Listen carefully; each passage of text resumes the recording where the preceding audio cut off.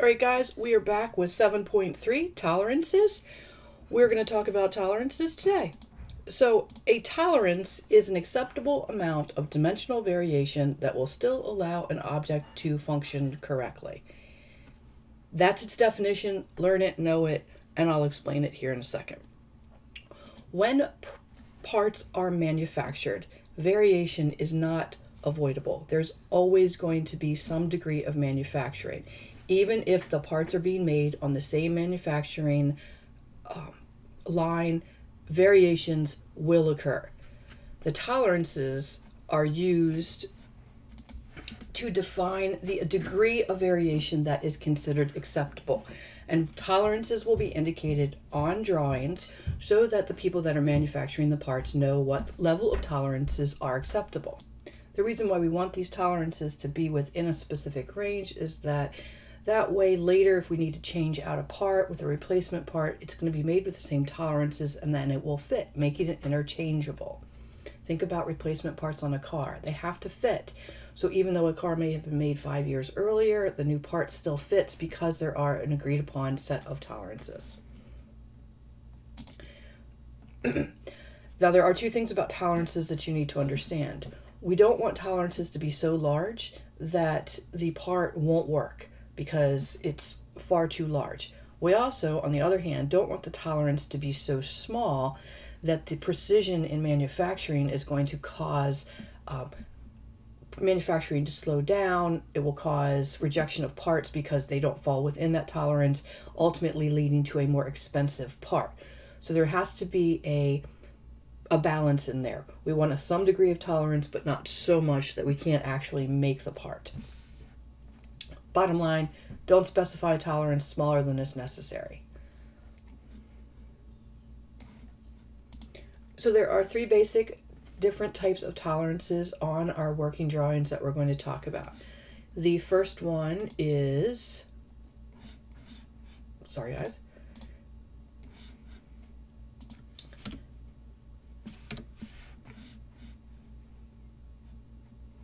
I'm having technical difficulties. The first one is limit dimensions. And in a limit dimension, it's going to say that it has to fall within a specific range. The next one we have are bilateral, which says that we can have bi meaning two, lateral meaning on either side, a specific amount of tolerance, either greater or larger than the set tolerance or the set dimension that we're looking for. And then the last one is unilateral, which is just saying that it can be either bigger or smaller than our designated dimension, but not both. Let's look at each one individually here. So in limit dimensions, we are just saying here's a top and a bottom, period, end of conversation. So here's how it's specified. You're going to have the top and the bottom of the dimension possibilities in our limit. So you provide the upper and lower. And any number or any dimension that falls in between those two is considered acceptable. Okay, in this case, like I said, it's 0.126 is the upper and 0.125 is the lower. In bilaterals, and here's a bilateral, we are saying that the variation can be larger or smaller than our designated dimension by a specific amount. So we use the plus and minus sign to say it can go plus or minus 0.003 in the case of the one on the top and 0.05 on the one on the bottom. So any number that is larger or greater than the designated dimension by that tolerance is considered acceptable. A good way or a good example is using it to do counter bore depth. So we're saying that it can be 0.003 larger or smaller than the designated quarter-inch diameter, quarter-inch depth. That's not a huge difference, but sometimes our part that's going into that might have a little bit of variation, so they'll all work together. In a unilateral, uni meaning one, lateral meaning to the side, you are going to be permitted to have either an upper or lower limit based on the designated dimension. So there's only one direction of variation. In this case, we're saying that we want the diameter of our hole to be 1/2 inch, but it can be as much as 0.004 larger, and that's still considered acceptable. It, however, cannot be any smaller. So we can make it a little bit bigger, but we can't make it any smaller. And that's what I just said. Now I want you to, on this next slide, I want you to define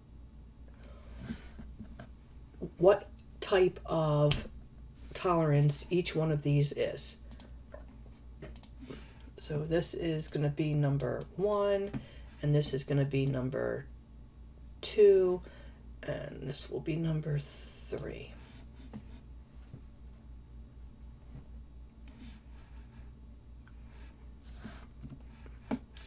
So in this case, number 1, if we look at it, it has the designated of 0.05 with a plus 0.005 and a minus 0.000. So we can vary the dimension in one direction, which makes it a unilateral tolerance. Here on this one, we have 1.17 diameter with a plus or minus of 0.002. So it's saying it can go up or down, meaning that this is going in two directions, so it is a bilateral tolerance. And then our last one, it's giving us a measurement, a hard number of 0.980 at the top and a hard number of 0.975 at the bottom. So we're specifying it has to fall within this range. Therefore, that is a limit dimension. Please make sure that you understand these. Okay. Now, you all understand that this is our specified dimension of 1.50, and in this case we're looking at a bilateral, so we can have a plus or minus of 0.005.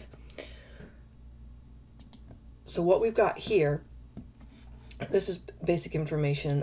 We are saying that it can have an upper limit of 0.155 and a lower limit of 0.145. To determine those, guys, you just add or subtract out the amount of the limit or the tolerance to tell you what the limit is. Now, what we're ultimately trying to calculate, and why we need to know these two numbers, this 1.55 and 1.44, is we want to define the actual tolerance. Remember, tolerance is the amount of variation on a part's dimension. So in this case, our tolerance is 0.10 because we have an upper limit of 0.155 and a lower limit of 0.145. We just subtract out the upper and a lower, and that gives us what our tolerance is. This number here is our tolerance. These are our limits. Please make sure that you get you understand the difference between those two.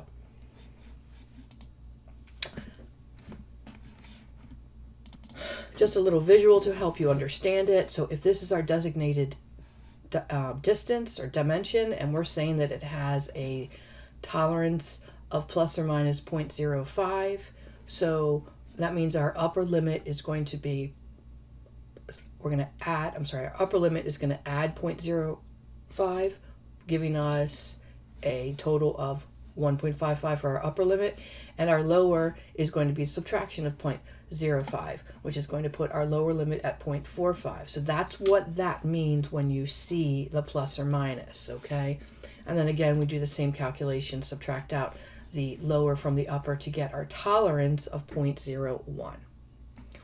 These are how we indicate specific tolerances on individual dimensions throughout our drawing. So in the case of a hole, we want it to be this specific dimension. You saw some other examples. When they're right on the dimension, it means it only applies to that dimension. Now, when you have a drawing, every number, whether it has a specified dimension or not, a specified tolerance or not, does have a tolerance. And these we use by specifying general tolerances. So here's an example. A general tolerance is going to be a little chart like this, placed on your drawing somewhere, that's going to say, these tolerances apply to all numbers unless otherwise specified. So typically, they are based on the number of decimal places. So you're not going to have the same tolerance for a dimension that only has the 10th place worth versus some place that's got the thousandths place. So it'll have this nice little chart specifying the number of the number of decimals and what the actual tolerance is going to be. And it'll be in usually the lower corner of a drawing. So here we've got Here's our general dimensions that are specified. So these would be applied to any dimension that doesn't have a tolerance already on it. Now, if we look at our holes, in this case right here, there's a tolerance specified right there. And then there is a tolerance specified right here, okay? And then there's another tolerance specified right there, and then our last one is right here. So the other numbers that don't have a tolerance on them, we would use these general tolerances. So here's an example for you. So this dimension of 3, it has 2 decimal places, which means its tolerance is going to be plus or minus 0.01.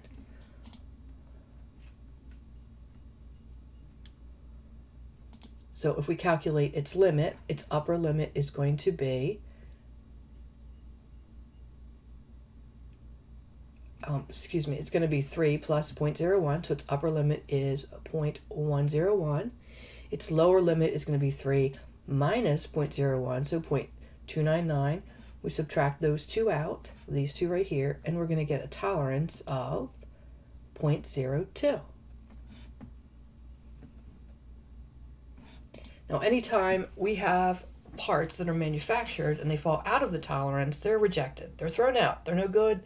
The assembly company won't be able to use them, so they are tossed out. And pretty much every manufacturing company has a quality assurance department that will randomly sample and test parts as they come off or product as they come off to make sure that they fall within the tolerances. And if they find some that are not within a tolerance, a specific lot that's being produced will be pulled aside and inspected more carefully, or the entire lot might just be rejected. Now that we've talked about these tolerances, we need to talk about how we apply them during the manufacturing process or the assembly process. So we're going to create fits, and fits are referring to how things fit together. And we looked at these while we were building our automatas. So there's a clearance fit, an interference fit, and a transition fit. Clearance fit basically says that the two parts will be manufactured so that there's always space between them. Think the hole on the top of your automata and your follower. You wanted your hole to be bigger than your follower so that it could fit in there and move. An interference fit is when the parts aren't able to move freely amongst each other. We'll talk about that in a little bit more detail. And the transition fit can fall between the two or have a combination of clearance and interference. So in a clearance fit, basically it's saying there's always going to be a space between the two objects. So we're looking here at a hole and a axle or a peg that's going into the hole. If you look at the tolerances, and we have a limit tolerance on both of these, it's saying that the smallest that the peg can be is 0.992. The largest that the peg can be is 10.00. The smallest that the hole can be is 10.15. This peg, no matter where it falls within its range, will always fit with clearance in this hole. And the same thing goes with the hole. No matter how big or small the hole is within its range, the peg will still always fit in it. And that's a clearance, so we can clear it through space-wise. On an interference fit, we have a bit of the opposite. So in this case, the minimum size of the axle is 9.92, but the maximum size of the opening is 9.9. That means that the opening is always going to be a little bit smaller than the axle. And I know you guys are going, well, why would we want that? In this case, we want that axle to fit in but not move. So it's going to be pressed or forced in. And some of you did this when you were putting your handles on. You just kind of pressed the handle onto your axle and it stuck and it was a tight fit. That's what an interference fit is. Sometimes we don't want parts to move after we put them together, and that's why we'll use the interference fit. We have a few more definitions for you guys and a few more topics to discuss. We're going to do this quickly. So we are looking now at the MMC, or the maximum material condition. This is the condition of the part when it contains the largest amount of material. So in this case, when you're calculating the maximum material condition, you're always going to use the upper limit of any dimension. And then when you're doing a whole, you're going to use the minimum amount, lower dimension. The reason we do this is that then we have the LMC, which is exactly the opposite. This is looking at the smallest amount of material. So it would be the smallest amount of material in a length, but then in the whole, it's going to be the upper, so the biggest of the whole's limits. And then we are going to determine our allowance. All right, so an allowance is the minimum clearance or maximum interface between these parts. So it's just going to be the MMC internal minus the MMC external. So we're trying to calculate out our allowance. We're going to subtract out the maximum internal feature, okay, which is the smallest diameter of the hole, from the maximum external feature, which is going to be the maximum diameter of the axle, and you're going to subtract those out to determine what the allowance is, which turns out to be a 0.15. This allowance is defining the smallest space between these two mating parts. So at a maximum, we're going to have this 0.15 difference between these two parts. Now let's look at this one. This is going to be an interface fit. Remember, the axle is going to be larger than the biggest diameter of the hole. So if we have the external feature of 10 and an internal feature of 9.95, what is our interface fit going to be?